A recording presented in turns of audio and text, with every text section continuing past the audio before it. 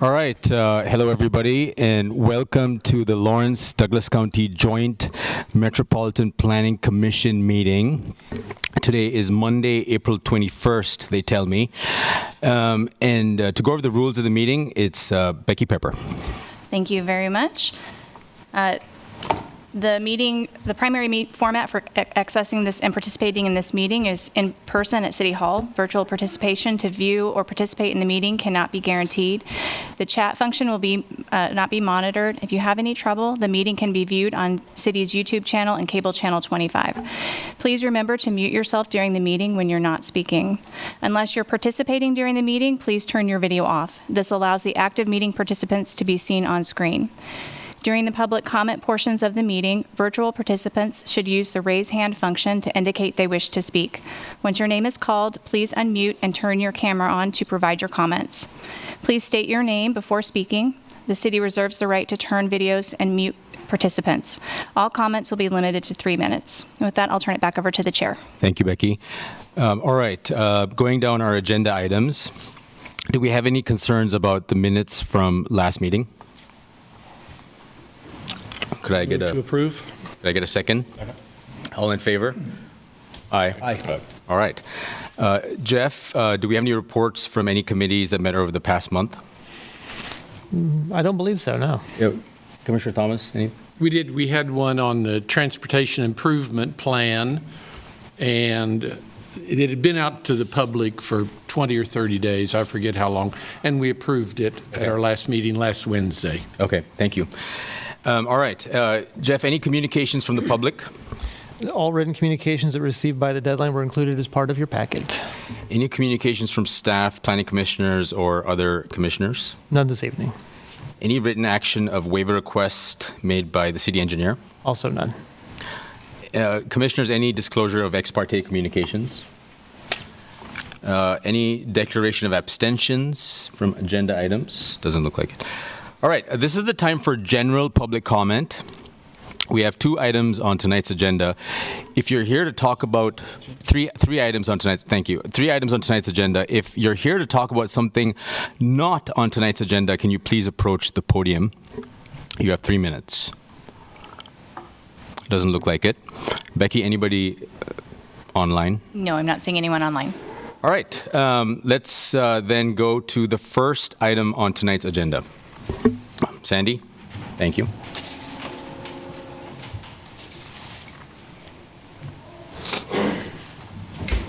Good evening, Commissioners. Sandy Day with the Planning Office. The item that you are considering is a variance to a subdivision plat. It's a minor subdivision that is in process. Throughout the review, the applicant had originally intended to dedicate the full width of right-of-way. This is along Castle Drive, an existing street. It is designated as a principal arterial street, and therefore, per the subdivision regulations, it requires a total of 150 feet of width. This particular street does not meet that design criteria today, and the applicant's intent to dedicate right-of-way was a bit hampered because the western portion of that right-of-way is encumbered by an exclusive utility easement, and Westar Energy has 0 intent to give up that easement, so we couldn't dedicate right-of-way over that.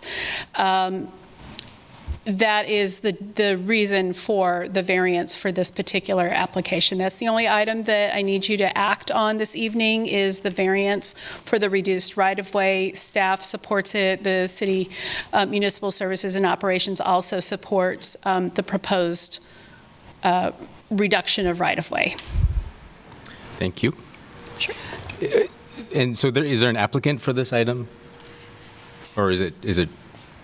I did not see anybody here for that. I did email them a couple of times to let them know. We've had a number of different projects in office revolving different parts of Fall Creek Farms, so I can't answer where they are. Sure, thank you. Thank you.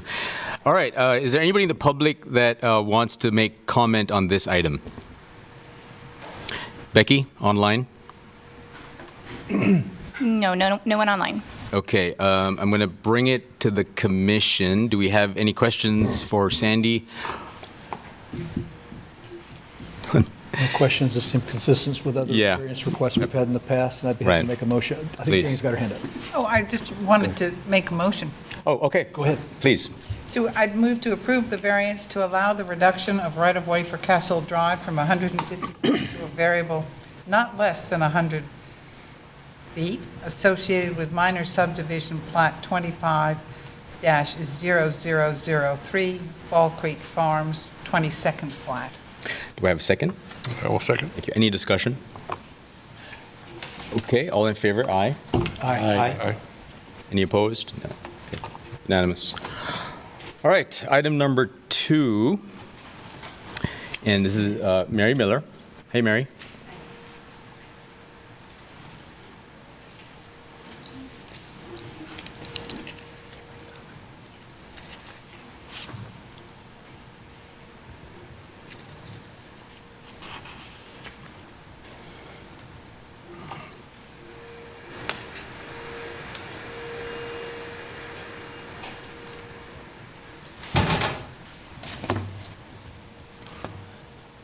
Just hit the green share button at the bottom of Zoom, and then you should see your PowerPoint. Okay, thanks. You bet. 2000, no. Here you go. There we go. Thanks a lot.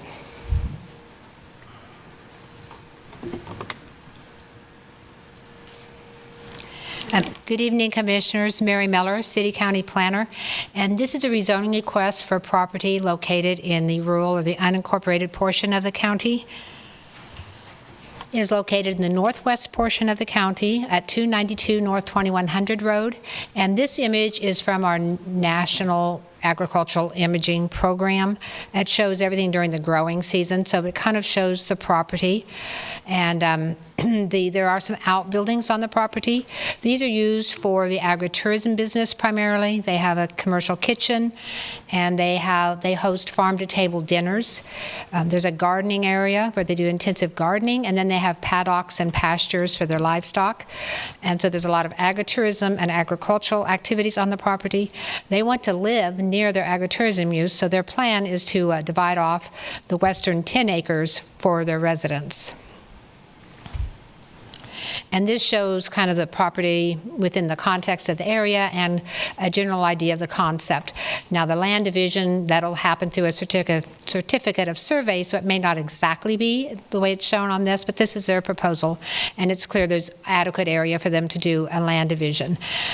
In the application, we asked, what is your reason, for requesting rezoning? And they note that they want to have a house, but on a separate parcel. And so I asked them to provide more information as to why that is. And they provided a letter to you that should have been in your agenda packet update today, explaining that sometimes with loans for houses, it's better if you don't put it on the larger acreage. And they're here today, and they can provide more information on that if you have questions. So in the agricultural districts, the land divisions are different than in other districts, and they're based on what zoning district you have. The Ag 1 district is agricultural, and the intent is that there's not a lot of land divisions in this district. The only way you can divide land and have a buildable parcel is through an exemption in the subregs. It's called the Agricultural Subdivision Boundary Survey. And you have to have at least 20 acres. That's the minimum parcel size you can have. So in Ag 1, if you have 40 acres, you could divide it into two 20-acre parcels. It doesn't go through planning or the planning commission. It just is administrative in the zoning and codes office and the county surveyor. As they only have 30 acres, this is not an option for them. And they could divide off a 20-acre parcel, but then you would have 10 acres that's not buildable. It doesn't have the right to a building permit. And with agritourism, you have to have the right to a building permit because those structures that have a commercial kitchen or where the public visits, those have to have building permits. So you have to have vested parcels or eligible building permit eligible parcels. So they're requesting rezoning to the Ag 2 or the transitional agricultural district. And there is a land division that's allowed in this district, which is a certificate of survey. It's called the large parcel rural. You have to have at least 20 acres to do a certificate of survey. So if you have 15 acres in the Ag 2 district, you cannot divide it. But if you have 20 at least, you can divide it, and the maximum number of parcels you can create is 2. So there's limits on the amount of land divisions that can occur in these districts. With their 30-acre parcel, if they rezone to Ag 2, they would be able to divide through a certificate of survey and create 2 parcels.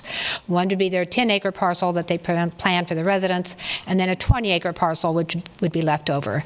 That would have the minimum acreage needed to be in the Ag 1 district, but in order to carry out the land division, it would have to have Ag 2 zoning. This is the rezoning review criteria. I'll go through this rather briefly, but it's discussed in detail in the staff report. Right before item 10, the staff recommendation, we did get some public communication, so I will talk about that briefly right before the recommendation. One of the rezoning review criteria is the proposed rezoning and land use compatible with zoning and land uses in the nearby area? So this graphic shows the zoning and land uses. The blue area is Ag 1, and the yellow areas are Ag 2. An important factor with these 2 districts, they have nearly the exact same uses are allowed. Ag 1 does allow type 2 home occupations by right, and in Ag 2 it takes a conditional use permit. Other than that, their uses are identical. The difference is in the minimum parcel size that you can have. So this shows that on the northeast and southwest corner, we have large parcel agricultural properties, and on the northwest and southeast, we have smaller parcels zoned Ag 2. And the subject property is in the northwest corner, and it is adjacent to other parcels that are also 10 acres in area. Those asterisks are just indicating they're 10 acres. The proposed rezoning to allow this size of parcel would be compatible with the land use in the area, and then building a residence here would be also compatible with the other residences in the area. We also look at, is a proposed rezoning and land use compatible? Will it maintain the character of the area? This area has a mix of zonings and uses. Primarily, the main uses are agriculture, grassland, there's woodland, and then there are smaller residential parcels. So the red dots are indicating residences, as close as I can get from our GIS map, so they're not 100% accurate, but it gives you an idea of where residences are located. The numbers in the squares tell you that acreage of that parcel. So we do have some very large parcels. We have smaller parcels. There's only numbers for parcels that are over 20 acres, or 20 acres and above. And so the areas that are highlighted blue show where smaller residential or Ag 2 parcels are clustered. And you'll see in the northwest corner, in this intersection where the subject property is, and then over to the east, we do have a cluster of smaller scaled Ag 2 parcels that are developed with residences. And so increasing this here, doing the land division and rezoning to Ag 2 would maintain the character of the area because it would keep the residential smaller parcels in the same area rather than extending them out where larger agricultural parcels are located. And in a moment, I'll be talking about the comprehensive plan and their recommendations. And one of their recommendations is to maintain large contiguous areas of agriculture for future use. It also recommends that we minimize the conversion of agricultural land to non-agricultural uses. So trying to keep the development within the clustered areas where it's already divided for smaller parcels and residential development, rather than moving or encroaching into the larger areas. For instance, dividing here would maintain the character of the area. If we had a rezoning request to the east proposing to divide this 156 acres with 10-acre parcels, we could see that as really changing the character. So in staff's opinion, this rezoning request and land division would still maintain the character of the area. Then we look at what is the impact on environmentally sensitive lands. The zoning regulations list the environmentally sensitive lands in their order of priority for protection. They are the regulatory floodway, the regulatory floodway fringe, jurisdictional wetlands, stream corridors, native prairies that are voluntarily listed for protection, prime farmland, stands and mature trees, and historical and archaeological properties. The only environmentally sensitive land on the property is the prime farmland, and that's in green. There's a large swath of it crossing the property. And so with this rezoning, they would need to divide through a certificate of survey. And the certificate of survey contains a protection measure for environmentally sensitive lands. If you have environmentally sensitive lands, your certificate of survey has to include a building envelope that shows where building is allowed. And so staff works with the applicant when they develop the building envelope to try to minimize the impact on the environmentally sensitive lands. The subregs limit the amount we could require to be kept out of the building envelope to no more than 40% of the parcel, but property owners often do protect more than that. So their intent to develop the house in the southwestern portion would maintain a contiguous area of prime farmland. It would utilize some of the prime farmland, but it would minimize that. And then we always look at the suitability of the property for agricultural uses when we rezone out of the Ag 1 district. This is really important when we rezone to districts that would not have agriculture as a final use. For instance, if you're rezoning to commercial or industrial. In this case, we are rezoning to another agricultural district, but given the smaller parcel size, it's reasonable to assume that in the future it may not be used for agriculture. So we look at how is the property well suited for agriculture under the current zoning, and it is. There is a wide swath of prime farmlands. The blue area is farmland of statewide importance, which means it's important farmland. It's probably not the best, but it is good and it is usable, and the state of Kansas sees it as important. And then the comprehensive plan recommends we protect high quality soils. And in the graphic on the right, the orange area is class 2 soils, and those are the high quality soils. The yellow are class 3 or higher, but the class 2 soils are on the east side, which there's no development being proposed there. So the property is suited for agriculture. And then we look at the recommendations in the comprehensive plan, and those are spelled out in the staff report. I've just listed them here without their citations. But they do recommend we protect high quality agricultural soils. We protect contiguous amounts of agricultural land. We minimize agricultural land conversion to other non-agricultural uses. And we maintain working lands and high quality agricultural soils. And so using our strategy of keeping any new Ag 2 zoning with other Ag 2 zoning, kind of clustering those smaller parcels, that does protect contiguous amounts of land, and it would minimize agricultural land conversion. And knowing that their intent is to develop the 10-acre parcel on the west, no intent to do any other changes to the parcel on the east where the high quality soils are, this rezoning would not impact the high quality soils. And then there is a goal also to provide housing opportunities while conserving the overall rural character. And so again, just clustering the Ag 2, kind of limiting it only to those areas where it fits, does allow us to provide some housing opportunities and maintain the overall rural character. Other factors we look at, one is, does it comply with the recommendations in the area plan? This is in the far northwest corner of the county. There is no long-range plan for this area other than the comprehensive plan. Is it suitable to the uses to which it is now restricted? It is. But as the uses in the Ag 2 district are virtually identical, it is also well suited to those uses. How long has a property been vacant as zoned? The property has been used agriculturally. In the past, it had a residence on it, so it is not vacant. It has been used for agricultural uses. The extent to which rezoning would detrimentally affect nearby property, and as we noted, the use and the zoning is compatible with the nearby properties. It would take access to North 2100 Road, which is a major collector, which is designed to accommodate traffic, so the traffic associated with one additional residence would not have a detrimental impact. And then we look at what would be the gain to the public health, safety, and welfare if we denied the rezoning versus the hardship to the applicant. And as there are no negative impacts that we've identified with the rezoning or the proposed residence, there would be no gain to the public. And the hardship to the applicant would be, as they noted in their letter, with the difficulties with building the residence on that adjacent parcel. This is the rezoning review criteria. And I'm sorry, I thought I had a slide in here about the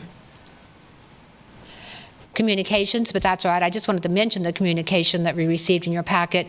There was first it asked about questions about the zoning and the land use plans, and I think we discussed that in the staff report and in the presentation what the plans are. They also asked about the agritourism use, if the rezoning would impact it. Would they have to go to a different tier? And planning does not enforce the agritourism provisions. That's done by the Zoning and Codes Office. But I've been informed that it's now a Tier 2 because Tier 1s are the lower impact agritourism uses, but in order to be Tier 1, the operator has to live on the parcel or on a contiguous parcel. So once they divide, if that goes through and they divide the land and they build, it may be possible for them to go to the lower tier. Tier 1 agritourism uses are processed administratively. Tier 2 just require county commission approval. But I wouldn't say for sure they can, as we don't process those. I don't know if there's any other factors. Carl Bauer, the county planner, is here if you have any questions on agritourism, how this would impact it. But basically, the rezoning, the agritourism use should be able to stay the same. The only change I could see is if it did make it less impactful, as they do live next door, and it would be able to move to a Tier 1. There was also some comments about did the building code cover the fire protection and the accessible parking, and also about dogs barking. And those are nuisance. That's a nuisance complaint. And Zoning and Codes is the department that handles those items. They enforce the building codes, and they enforce the agritourism regulations. They also process and regulate nuisance complaints. So I did forward the communication to Zoning and Codes, so they have that information and they can look into that. So again, we went through the review criteria, and staff's recommendation is to forward this to the County Commission with a recommendation for approval based on the findings in the staff report. The applicant is present today, and as I mentioned, I believe Carl Bauer is also online if you have any questions for county zoning, the planning. Thank you, Mary. Thank you very much. Would the applicant like to say anything?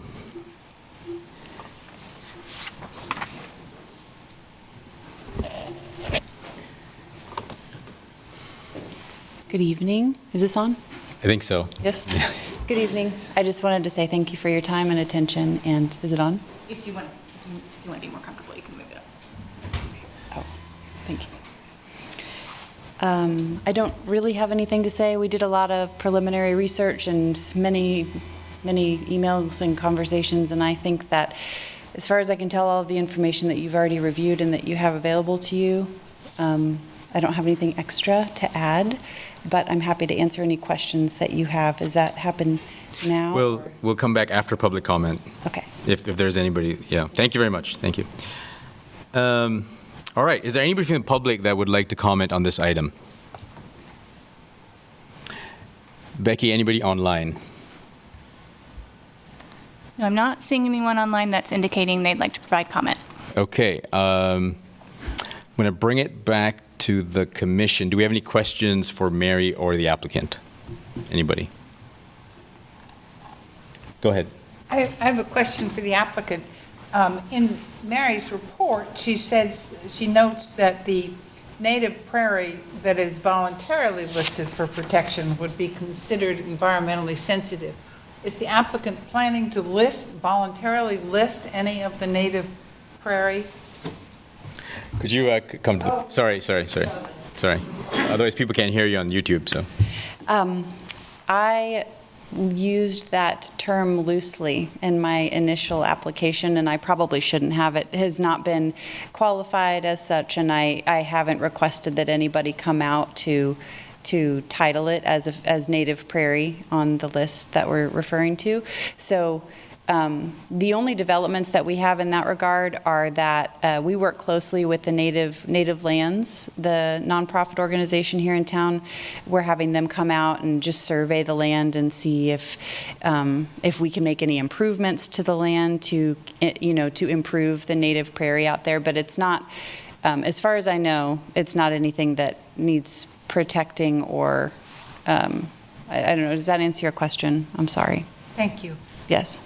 Okay. Thank you. Any other questions?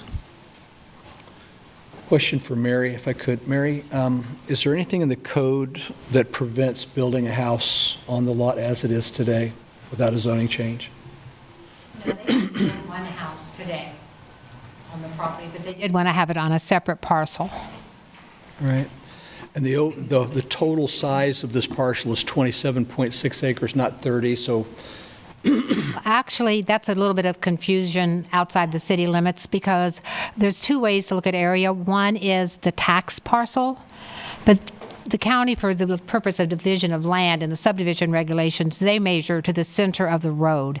So the road right-of-way, it's permanent easement for road right-of-way. So when we divide land, they measure all the way to the center of the road. So you might have, like this, 27.8 acres for rezoning. That's a taxable parcel. But when we do land divisions, they measure clear to the center line of the road. So for the certificate of survey, they do have 30 acres. Okay. And the request is to rezone all 30 acres, even though really only a 10-acre section is needed to be AG2 for building. That's right. They originally asked just to rezone the 10 acres, but in the Ag 2 district, to do a certificate of survey, you have to have 20 acres to start with. Before, that seems like a goofy rule, inconsistent with reality. It does. Yeah. There must have been a reason, but I don't know what it is. All right. Any other questions? I had a question. Go ahead. Just to follow up from that. I'm just trying to wrap my head. This is the first one I've thought of. So the way it is, the division portion, it could be divided. You said something about, but it can't be contiguous. You need to have a building, be able to build on both parts of it. Something about, but the stuff that's open for events and whatnot would need to be able to be buildable. You said something about that. So they need both, when it's divided, they need both sections to be parcels to be buildable. Did I hear that correct? That's right, yeah, because they could divide, you can always divide for agricultural purposes, and then you can put up agricultural buildings because they don't require building permits. But if you want an agritourism building or a house or any other building that the public goes to, it has to get a building permit. So you can't, if you're just dividing for agricultural land, you just do a survey and record it. There's no requirements for road frontage or minimum size. But if you want to be able to build on it, you have to go through one of the processes in the subregs. But right now they could build on what would end up being the two parcels. Right now they can build on the one parcel they have. Right. Anywhere Yes. on the either 10. I was just trying to figure out in my head why it mattered, the buildable part, why it mattered that each one have a buildable permit. But that's not really why we need to divide this land. It's just about the kind of the loan aspect. Yeah, there's an exemption you can do where you can divide off the property. You could divide off 3 acres and build a house on it and leave 25 acres just agricultural. And a lot of people's farms do that because they want that small parcel for financing, but they have no intention of ever building anything on the other. And it's actually not allowed. You could put a farm shed, like a hay shed or something on it. In this case, they do want to maintain their agritourism use, the commercial kitchen, and then the place where they have the public come in for the events. So they do need to make sure they have the right to a building permit on both parcels when they're done. And it needs to be the second type in order to have that happen. Yes. That wouldn't be able to happen if it was still in AG1. That's correct. If they had 40 acres, they could have divided it to that subdivision exemption, but you have to have 40 to make 220 acres. 20 acres is a minimum parcel. Okay. So in what situation, or what would be the authority for being able to divide, the example you gave with dividing 3 acres off or whatever to build a house and then using just the rest for agricultural purpose? What's the what allows that? That's part of that agricultural subdivision boundary survey. Okay. So if you do that, then you can divide off the 3 acres. The rest you have to put into an agreement, a protection agreement that says, I will not develop it. So you can't build agritourism structures or houses on it. So it's a way of making sure it stays agriculture. But that's not what they want to do. They want to be able to have their agritourism on one parcel and their house on the other. Okay, thanks. This is one of the first times we've dealt with this, so I have lots of questions about how it works. Any other questions? I just have a comment. So I live a couple of miles from this property, and I think Mary did a good job of describing the landscape. It's a bunch of big farms and a bunch of newer houses, a bunch of older houses. And so what the applicant is proposing, I think, fits in with that area as it's changing. And I think you captured that very well, Mary. And I think what they do on their property is a very cool thing. But But anyway, I'll stop at that. So, yeah. You gonna go? I just wanted to say, I appreciated the letter they wrote explaining Yeah. why they wanted Yeah. to have the two separate lots. I think Yeah. that was very helpful. I appreciated that as well, although much of the burden that they have by having to build on a single lot isn't a part of decision criteria. It's not a part of code. It's true, but I struggle with considering that when I'm making just the land use call. Right. And our code says if you're AG1, by design, nothing less than a 20-acre parcel for the very purpose of preventing subdivisions from popping up all over rural Douglas County. That said, I'm in support of this application because the applicant wanted to, as much as they could comply with that, leave 20 acres in Ag 1, was not able to do that because of, and I need to understand the rules on certificate of survey because that just makes zero sense to me. But for another night, just take it at face value that they wanted to go that path, they couldn't go that path. This is the way for them to go. They've got AG2 in and around there, so because of that limitation that's on our side, not on theirs, I'd be in favor of supporting it. Can we see the slide that you had that or trying to put in my head you had the AG1 boundary survey, 20 acres. I think I've got it all. I probably don't need, and then AG2, the other type, this certificate survey, and the acreage on that is a little different. Yeah. I'm just trying to figure out what the real distinction is between those, and I'm struggling.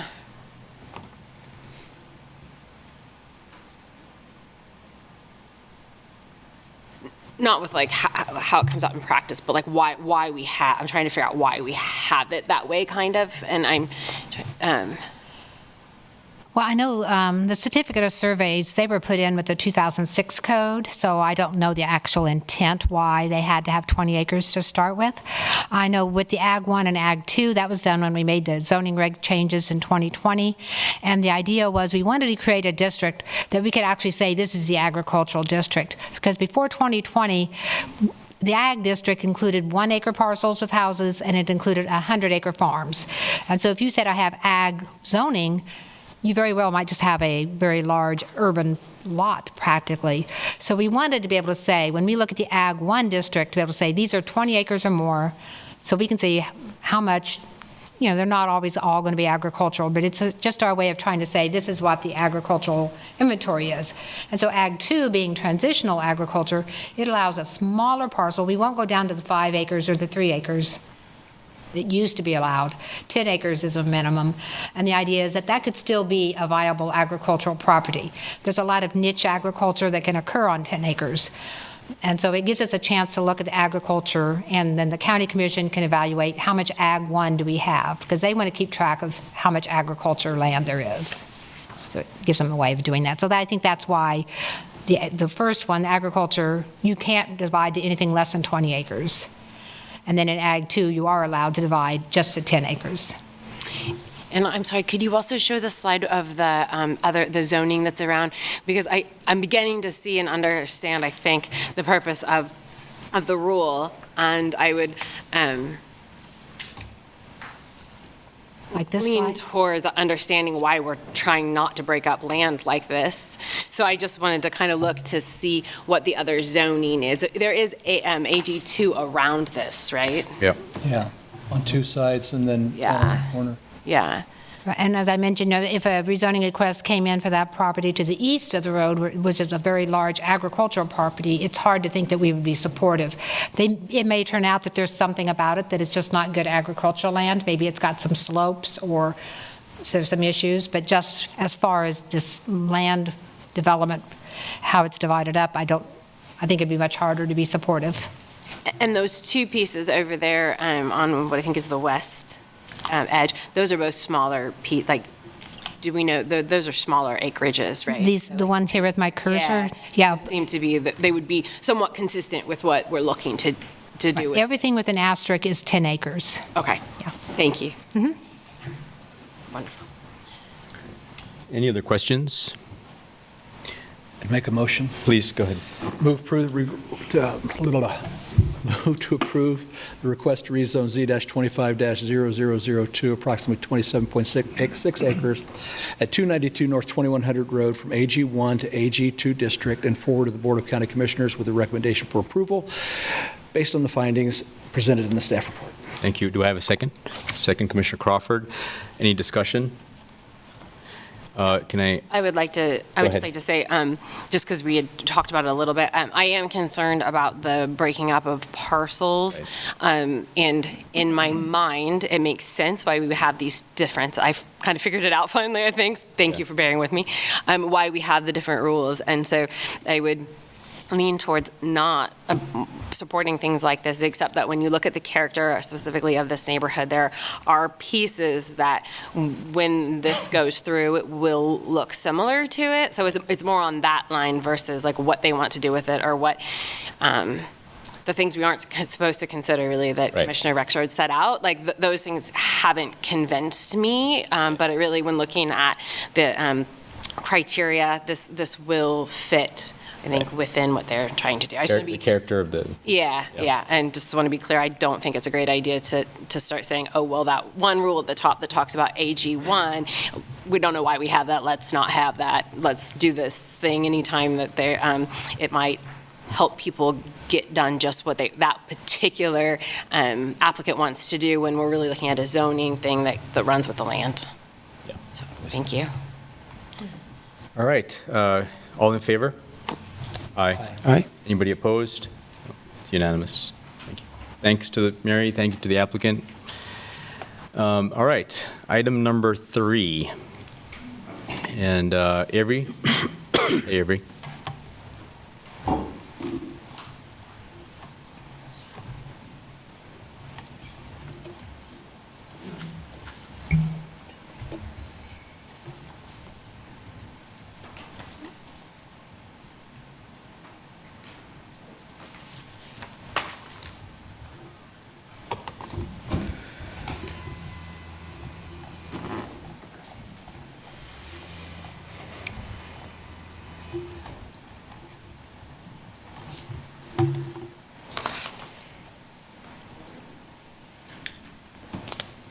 Okay, let me get this slideshow going. Okay.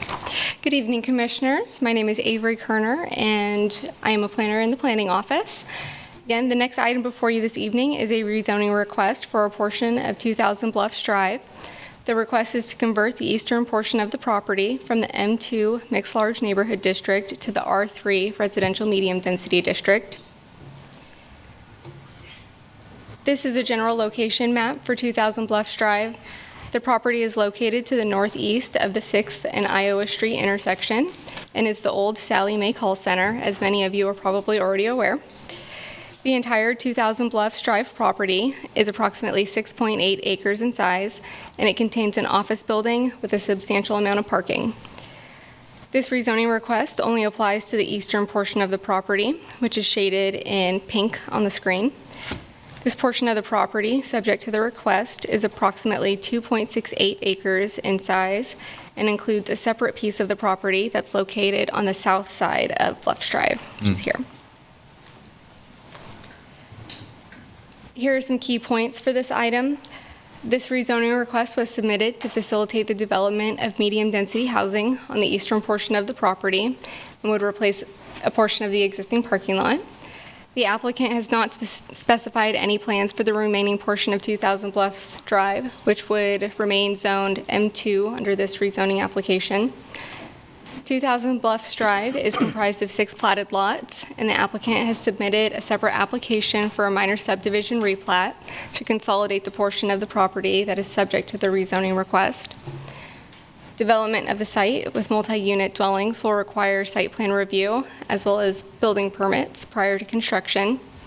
The property is located in Tier 3 of the urban growth area, And then a small portion of the property is included in the plan area of the HOP district plan.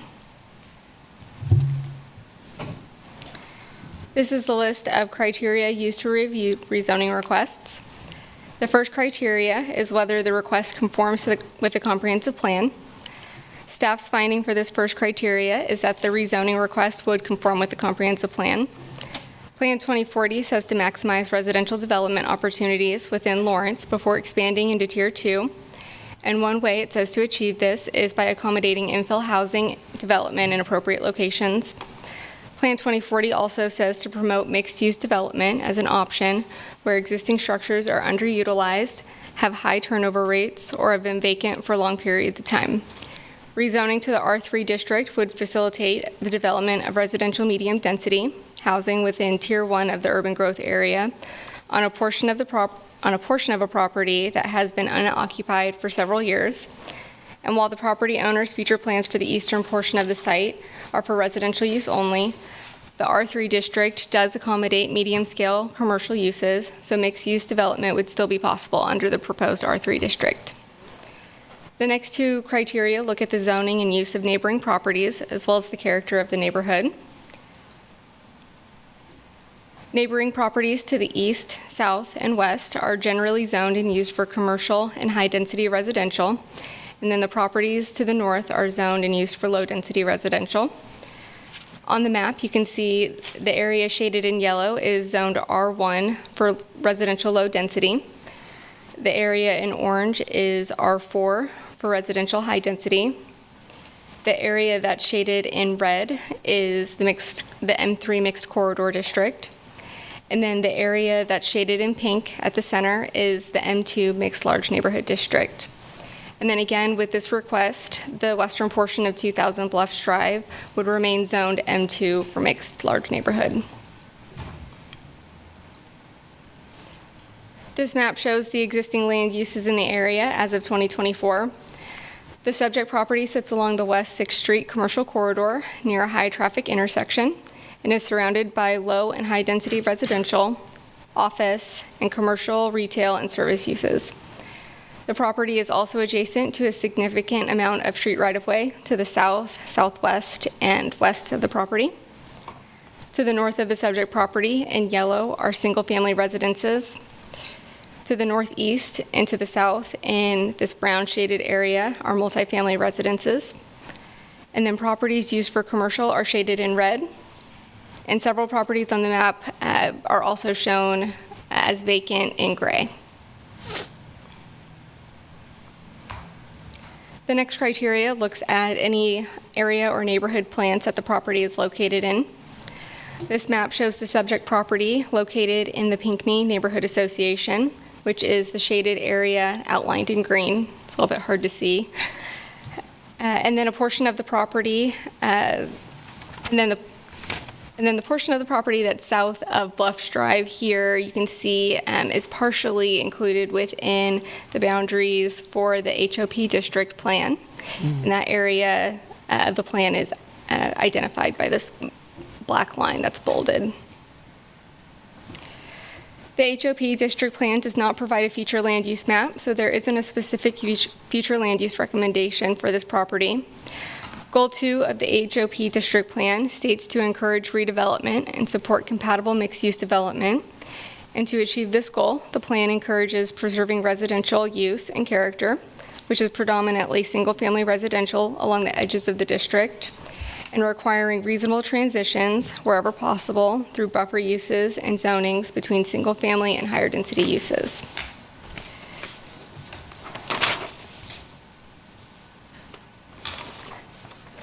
The code states that the proposed R3 district may be used as a transition district between small lot residential development and urban scale residential commercial, or residential, commercial, and civic development. The proposed R3 district would be a step down in intensity from the M2 district and would provide a transition between the low density residential uses to the north of the property and the higher intensity commercial and residential uses to the south and southeast of the subject property. These are the next several review criteria. So for number 5, what is the suitability of the property for the uses that it's currently restricted to under the current zoning? Staff's finding is that the property is suitable for the uses allowed under the current M2 zoning designation, given the size and location of the subject property and the zoning and use of neighboring properties.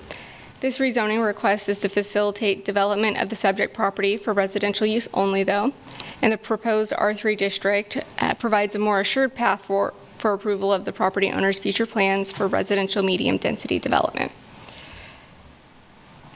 For how long or the length of time that the subject property has remained vacant as zoned, the property is not vacant, but it is currently unoccupied and has been for several years.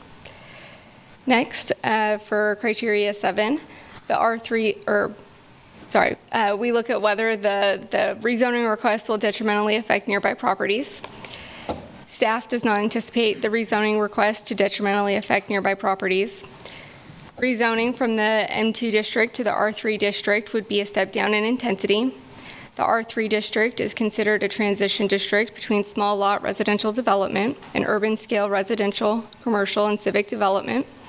The number of commercial and other non-residential uses that would be allowed for the site would be reduced under the R3 district. Several commercial and non-residential uses would still be permitted. Many of those uses would instead require approval of a special use permit, which is another public hearing process. And then criteria 8 looks at whether there would be any gain to the public health, safety, and welfare if the request is denied, and how that would compare to the hardship that would be imposed upon the landowner, if any, as a result of denial. Staff's finding is that the denial of the request is not anticipated to benefit the public health, safety, or welfare. If denied, the property owner would have to develop the site in compliance with the zoning regulations for the M2 district.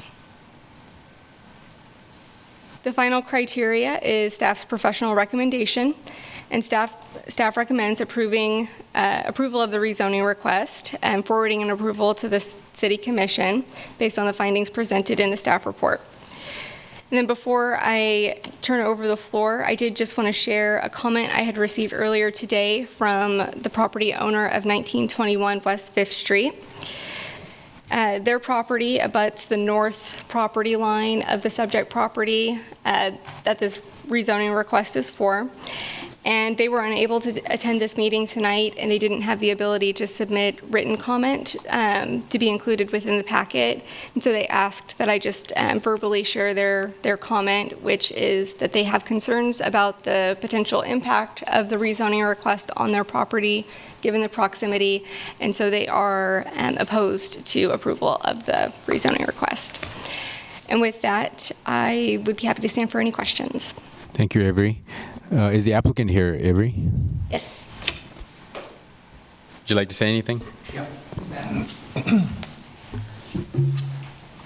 Good evening, Dean Grove with Grove Engineering. Thank you, Avery. I think you did a great job. I just want to add a few things in case the question comes up. With the new code and moving from one code to the other, it would have been M2, which would allow this development, but the M2 then required a certain percentage of commercial or retail and that. The owners own what was the old Sally Mae building, the big building that's there, but didn't want to tie the two together that, although they own both properties, just didn't want to have this one up here be tied to something with the office down here. And so decided to rezone it to R3. Now, R3 still allows for a certain amount of mixed use under the new code. And I should back up and apologize. It took me 19 years to learn the 2006 code, so I don't know all the ins and outs. But so it could have been left like it was, but they didn't want the retail tied to this because the site's really too small. You have fairly close proximity to things on 6th Street. So they just didn't want to have that commercial and retail tied to this. So it really could have been developed what we're proposing under that old M2 code. I will say for those that remember Sally Mae, the parking that's there, and you might say, well, they're taking this parking away. It had a lot of excessive parking because of the number of people in the building, but the present code, the parking that's on that site is more than adequate at the 1 per 300 square feet of building. So this is not a requirement to have that parking up there that's on this property for the Sally Mae building. So it's not a matter that, oh, now this doesn't work over here. So, and there was a concept plan, but just to give you a little background, there's 2 parking lots up there on this that, and if I could back up and probably show you, one will remain and the east one will be removed, and that's where the small homes will be placed. It'll be on one lot, well, 2 lots, one on each side of the street, and we're concentrating on the one on the north side. So, you know, as in terms of, hey, is it inappropriate? Well, it's really not. It's just that it won't have a commercial retail piece forced on it. I think it was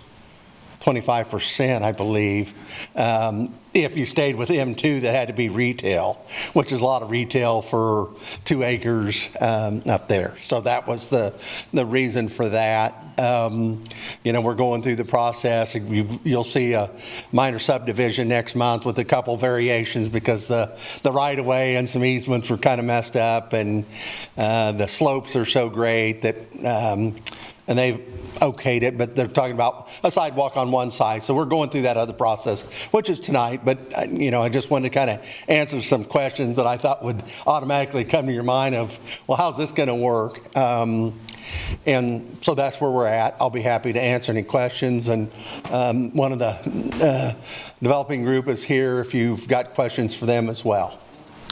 Thank you, sir. Thank you. We'll come back to you if you have any. Thank you very much. Is there anybody online, Becky, that would like to say anything? Not seeing any. I'm not seeing anybody online that is a raised hand or has turned their camera on. Oh, it does look like Jackie would like to speak. Okay. Jackie, go ahead.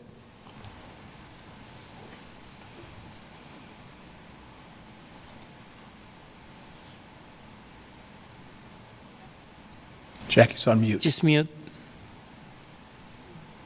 Okay, there, sorry. No, you're This good. is my first time for speaking online, so I hope I'm going to do this right. I have the Planning Commission's report on this rezoning request, and Avery has been very kind trying to walk me through all this complicated information, and because it's totally out of my bailiwick. But I'm struck by a couple of things. First, the statement that there's welcoming neighborhoods.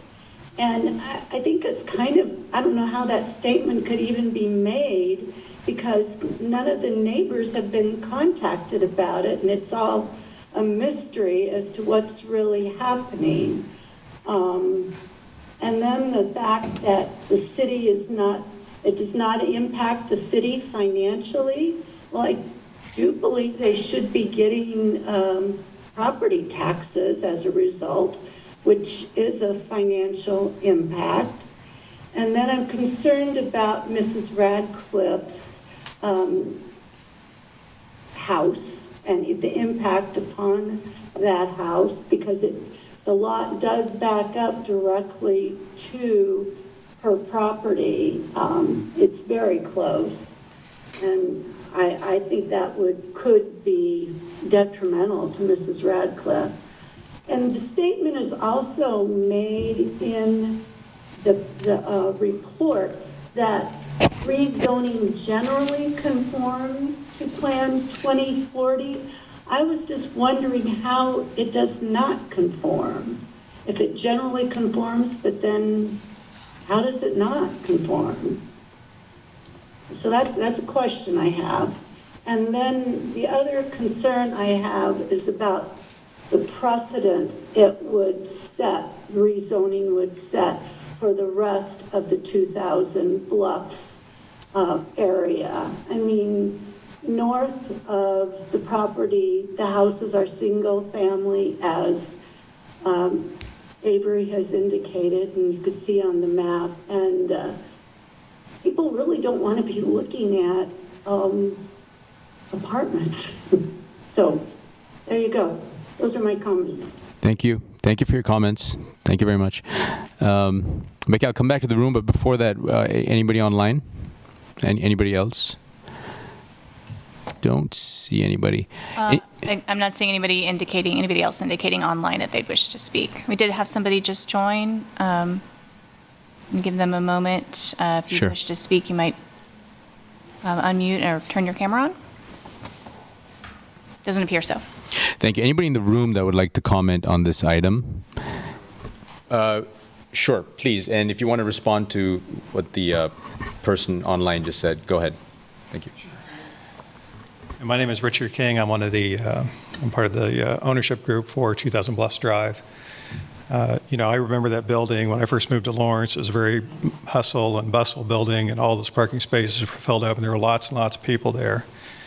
And as you're all aware, that building has been sitting vacant for quite some time, but it hasn't been vacant on the land. If you, I think 3 or 4 days ago, after a couple of months of asking the homeless people to move out, we finally were able to bring in one of the largest dumpsters that Lawrence City has. We brought in a loader. We brought in people to clear that area out. There have been people that have been living on that, in that area, on that land, not only in the place that we did, but also right behind in a section that is not part of the property.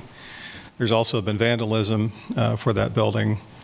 Our idea and hope is to breathe life into that very large vacant space. We think that the upper portion would serve as a good buffer for that. We think we can clean it up. We think it would also help with the building and just, bring some of the, bring some energy to that area. But it has been in despair, and we'd like to do something about that. So we understand the concerns that are out there, but we're looking at it, I think, from all the right perspective. Thank you. Thank you. Would you like to add anything, sir? Anything in response to what the person online had to say? No. Well, yes, I would. I'm sorry. The one thing is, keep in mind, we'll still have to go through a site plan process. So they'll look at buffer yards and setbacks and perimeter landscaping and all that. So while that is administrative, it'll still go through that process before anything gets constructed.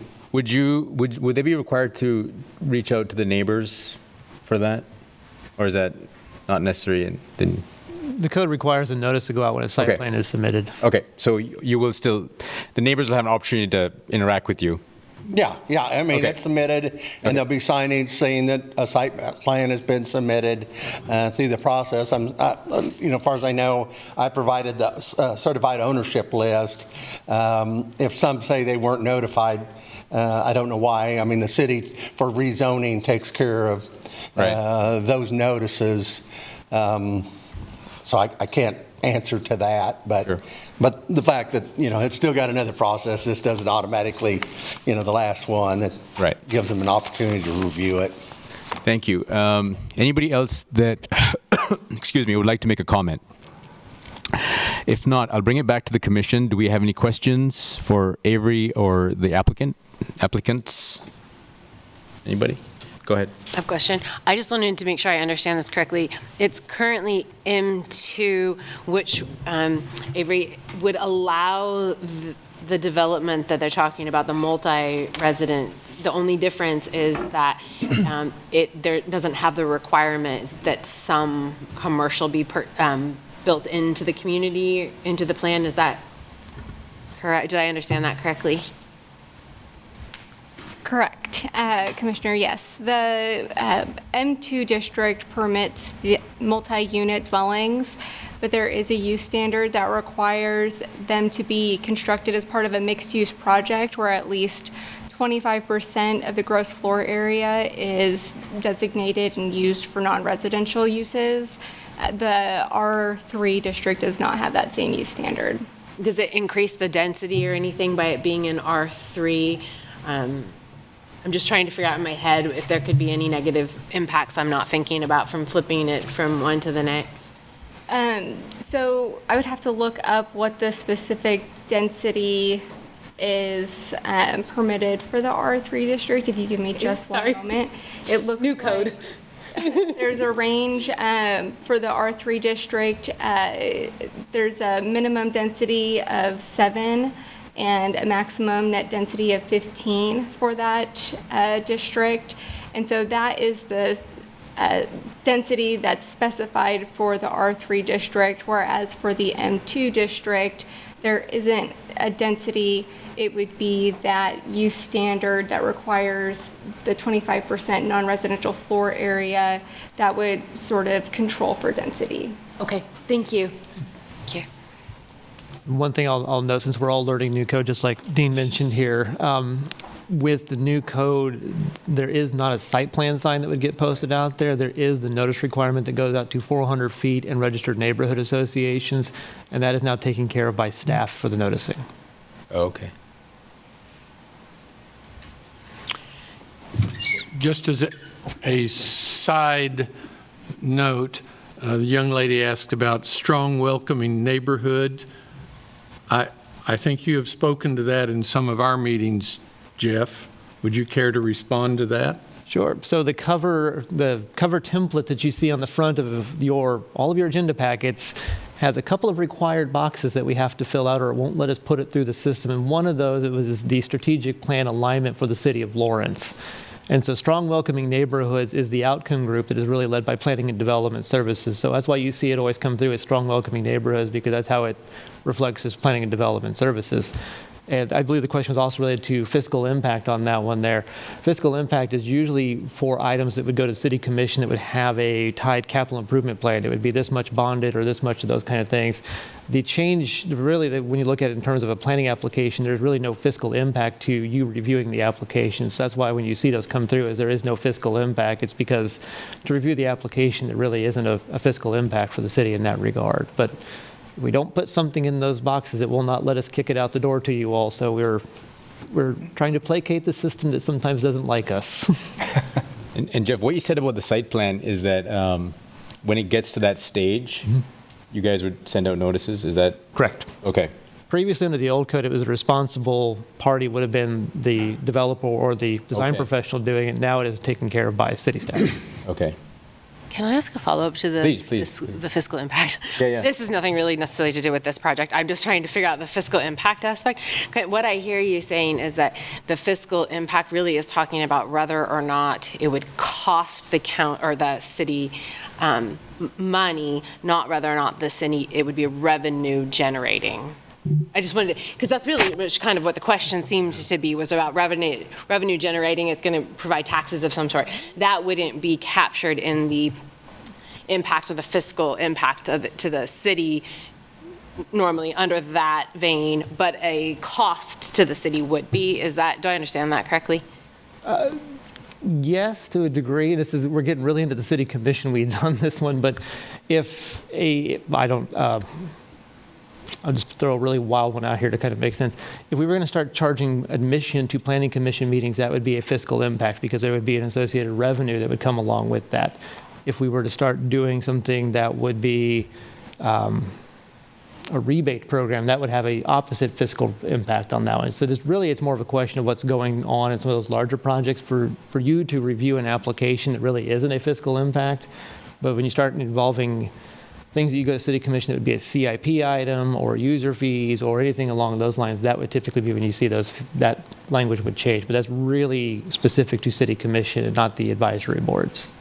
Okay, and so it wouldn't include like increased tax. I mean, I understood her question. Like that made sense to me when she's reading that. It makes perfect sense to be like, well, but there is a benefit to a fiscal benefit to the city when it's going to generate certain types of tax revenue. And so that's why I was just curious. But that would not be the kind of thing that you would typically log on this type of under that category. Correct, because we would have no way to ascertain what that number would be, given that the project is not built and we're not the appraiser's office, so we wouldn't be able to provide that detail. Okay, it seemed like a very reasonable question, and I was trying to figure out why we couldn't answer it. Right. And to confirm, but perhaps more importantly, even if you were able to ascertain that number, it's not relevant to our decision-making. Is that accurate? That's correct. Because we're not here to take in consider the tax base or the city budget or anything else. We're considering Not land use. Land use. Yeah. But we also wouldn't be, I mean, if that's the reasoning, we also wouldn't be able to consider a real cost, if it was going to be one of those things where we were charging admission, which it'd be even less people here, but if we were going to charge admission, I mean, we still wouldn't be, even that, I heard you say that kind of thing might be included in, under this heading, but we still wouldn't be able to necessarily take that Included under the heading, but still not inside of our lane. Right. So I guess that's what I was saying is with the report, it makes sense that when you're reading the report, you might expect to see revenue and whatnot in it. That does not necessarily mean that it is this body's. Right. But the public. I wish they'd take it out of our report since it's not something that. Yeah, if it's not used. Right. Yeah. Yeah. I think it's part of the form, right? Is it added to the report then for the next level? Because it would be something that would be considered by. Typically, it's related to that application, so the language would carry up as you see it today, because it would not necessarily be one tied to that. And just as a point of clarity, I am not looking to charge admission to planning commission meetings. I just feel like I need to stress that a little bit here. You keep saying you're going to double my salary. That might help. It's coming now. Yeah. But typically, when it goes up to city commission, that language that you see there will carry on upwards because it's related to the application and not to anything that's been built or an expenditure or revenue that we would incur as part of the process. Thank you, Jeff. And I think Randy wants to. Oh, Randy, did you want to say something?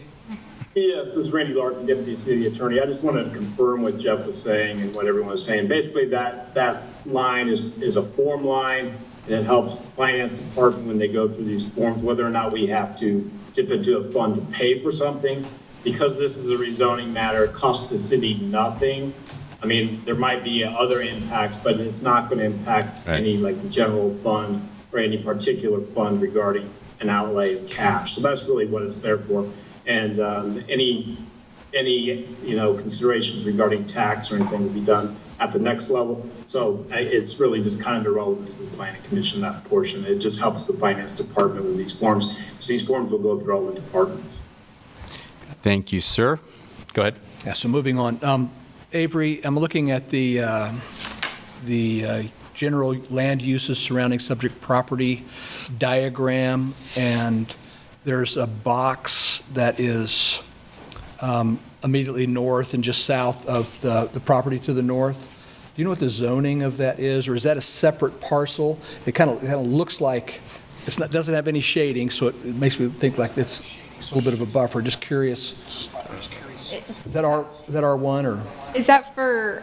I'm sorry, just to get a better understanding of where you're looking. Are you looking at Figure 2 for Figure 2, yes, immediately north of the subject property, just south of the dwelling above it.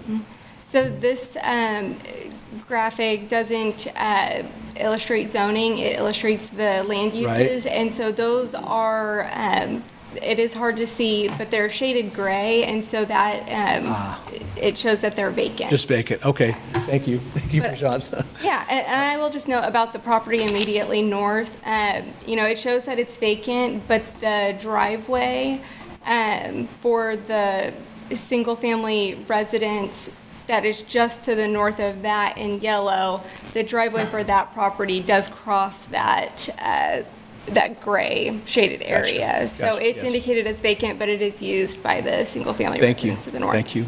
So just a comment, I support this project, the rezoning. I'm super interested in seeing this years-old vacant parking lot be finally used for living space. It sounds like there's some creative ideas that are going on in there that might give an example for other types of redevelopment for us in an area that's, again, been long vacant. So just share that. I'm excited to support it. Agree with that sentiment. Go ahead, Commissioner. Yeah, I would agree with that. I think the idea of going to R3 makes a lot of sense. not kind of going for the R4 high density that they could have potentially applied for. I think R3 makes a lot of sense to kind of keep it in that medium density rather than going like, I want to cram as much as I can on this little property, as possible. It seems like they chose a reasonable option to blend into the existing surroundings. My personal opinion. Go ahead. Avery, where you say that, let me make sure I get it right here. You refer to this, excuse me, I lost my place here. Well, you refer to this as assuring a plan for the future development, that this is an easiest path for the future development. What did you mean by that? So that was in reference to the property owner's plans for this to be a residential-only development, whereas the M2 district would require them to incorporate some portion or some non-residential or commercial uses into the development. I didn't know if that's what that was referring to, if it was anything else. The other thing I'm not quite clear about, in the subject property, the portion of it that is on the south side of Bluffs Drive, what is that? Like, what is it zoned? What is it being rezoned to? Or? Yes, is it also going to be residentially developed? So I think that might be a better question for the property owner or applicant about what their plans are for that exact portion of the property. That it is part of 2000 Bluffs Drive. It's currently zoned M2. It's, as you're aware, included in this rezoning request, so it would be rezoned to R3 if the request is approved. I don't believe any concept plans have shown development on that specific portion of the property. Well, perhaps Mr. Again, Dean Grove with Grove Engineering. It is. We have not come up with a concept plan. It's tiered a lot more, and it's the elevation changes that are going to be a little more challenging there. And it was, hey, this side, but it would be residential as well. And so the same allowed dwelling units would be the same on that property. It would be some sort of R3 housing there as well. Because the north side of this property is the highest elevation of the whole bluff area, that parking lot, is that correct? It is, and the piece directly across on the south side is the highest, but as you go east down the hill to where the Bluffs Drive comes back to 6th Street, it keeps dropping off significantly. There's probably 15 or 20 feet of elevation drop from the top on the south side down to the very bottom. So we're working on that as well, but haven't come up with a complete plan for that. But where that highest elevation is, are you referred to little houses at some point, and I think that this accommodates multifamily units. What's the plan for this? It is. They have looked at different small housing types from, there's a lot of container housing, but you've seen them, and there was some concept plans where they're putting nice windows in. They have to comply with the building code, just like if it was a wood stick-built house. It has again, it's not a entirely, quote, affordable housing project, but they're trying to come up with some options for those that don't meet all those goals, that can find some lower rent properties. It would be one lot, and so there would be one ownership on there. It could have like condominium where they buy the units, but the entire property is still under one umbrella. But they're looking at different options. So in the R3 area, they can be 45 feet tall?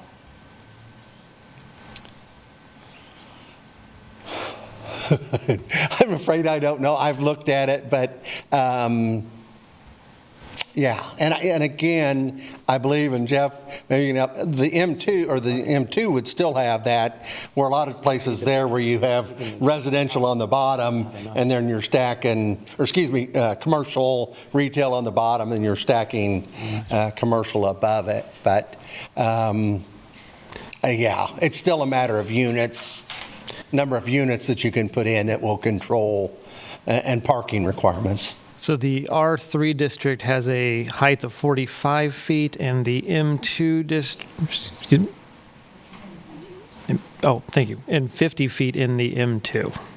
Oh, so it's a drop. Or actually less than height. And 45 on the R3? Correct. Thank you very much. And then the property that would be north would be in the R1, and that would have a more limited height, as well as a lower elevation. Is that correct? The R1 would permit 35 feet in height. And the other question I have is, with a rezoning under the new land development code, do we have any requirement for contacting the neighborhood association or the neighbors for a meeting, not just a notification, but is there a meeting requirement under the new land development code? Not for rezonings. Not for rezoning. Of course, we always encourage that when applicants come in with a project or things like that, but it's not required by code. And so at this point, we really don't know what's going to go on with this. And it's partially affordable housing or not affordable housing, or what's that? I'll let Richard kind of touch on that as the ownership group. Okay, thank you. Thank you, Dean. Just a couple of follow-up questions or answers. You'd ask about the South Side area. That area, until just a few days ago, we really had very little access to because that was the homeless camp. So we didn't get a good feel for what was back there other than bicycles and tents and trash and all kinds of things. So until we clear that out, it was really hard to understand just exactly what was there. But our focus has been on that top part. We have had some communication. See, Pete's here.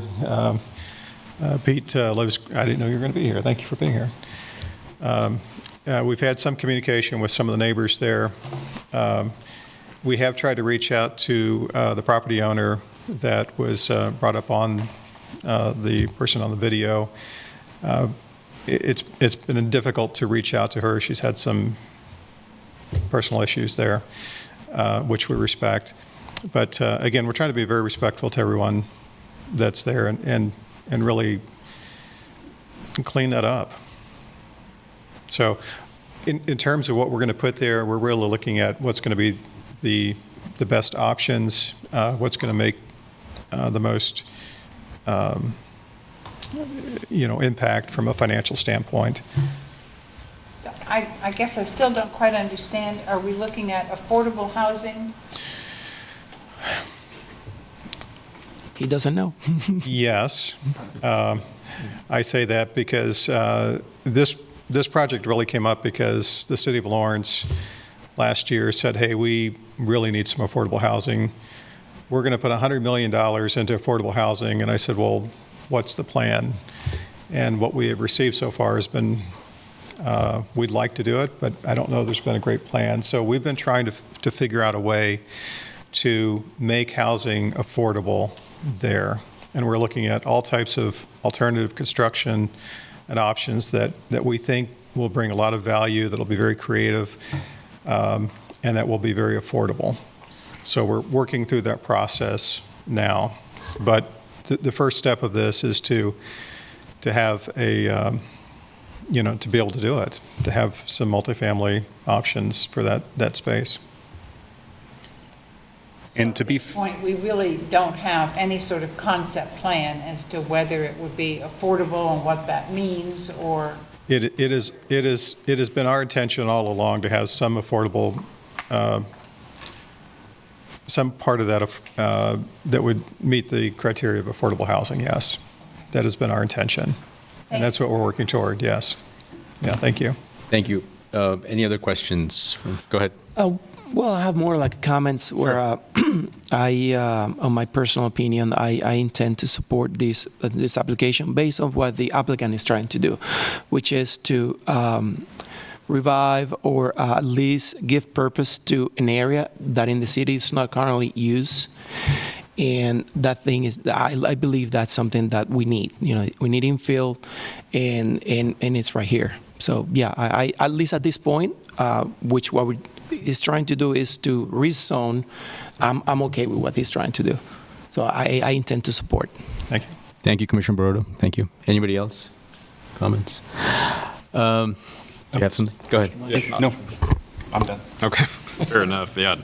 I think ultimately, however this plot might be developed, it's obviously going to be a more intensive use than it is now, being a parking lot and open land.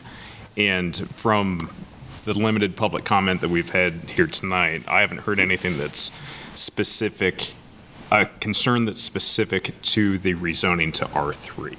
It seems to be, in my perception, to be more concern with development happening there. And valid concern, it's a lot of change, could impact neighboring properties, but I think hopefully that's played out as the development process occurs, and this is, again, something that those are problems or concerns that aren't specific to R3, that they occur in M2 as well. Right. And just looking at land use around the neighborhood here, I think R3 fits, and I'm comfortable supporting this application on that. Thank you, Commissioner Munch. Anybody else? If not, yeah, please go ahead, please. Move approve the request to rezone Z-25-0004, approximately 2.86 acres located at 2000 Bluffs Drive from M2 district to R3 district based on the findings presented in staff report and forwarding the request to the City Commission with a recommendation for approval. Any seconds? A second. Commissioner Eldridge. Any discussion? Doesn't look like it. Ask for a vote. All in favor? Aye. Aye. Aye. Anybody against? No, so it's unanimous. Thank you to the applicant. Thank you, guys. Thank you very much. Thank you, Avery. Thank you. I think we have one last item tonight. Jeff, please correct me if I say this wrong. The Metropolitan Policy Organization Board? Metropolitan Planning Organization. The MPO. The MPO. Do you want to just say quick what it is so that briefly, or I could ask Commissioner Thomas? Sure. I'll give it my best shot here. So the MPO's policy board is the board that includes city commission, county commission, all the city commissions, so Eudora, Lecompton, Baldwin, Lawrence, Douglas County, they're all on there, including the Planning Commission. You have a county appointee and a city appointee on there. And they review things that are related to transportation planning in the region. So Transportation 2050, the bike ped plans, the pedestrian plans in the area, any number of things that relate to transportation basically in Douglas County. Okay. And so with Commissioner Ashworth being at a position where she will kind of come off the board in June, kind of become towards her last meeting, she's currently serving as the city appointee on the MPO policy board, and Commissioner Thomas serves as the county appointee on the MPO policy board. And so we're looking for a city-appointed planning commissioner to fill Commissioner Ashworth's spot. As if you're all doing the math real quick, that would leave 4 of you that are eligible for that seat. So I have the names if that would help, if you would like to know. In case you can't remember. Just in case. But we're just looking to have an appointment for the City Planning Commission appointee to the MPO Policy Board. So at least initially, just polling, I think Commissioner Eldridge has expressed some interest. You can change your mind if you want to. But, if you want to serve, it would be amazing. I'm delighted to do it. Okay. Thank you for asking. Okay. So, all right. Is that... Do we need a vote or anything, or is it? I nominate Commissioner Eldridge for the Metropolitan Planning Organization, Lawrence Douglas County Metropolitan Planning Organization Policy Board. Do we have a second? I will second that. Second, and all in favor? Aye. Aye. Aye. All right. You are the... Thank you very much. Congratulations. Congratulations. To the rest of you.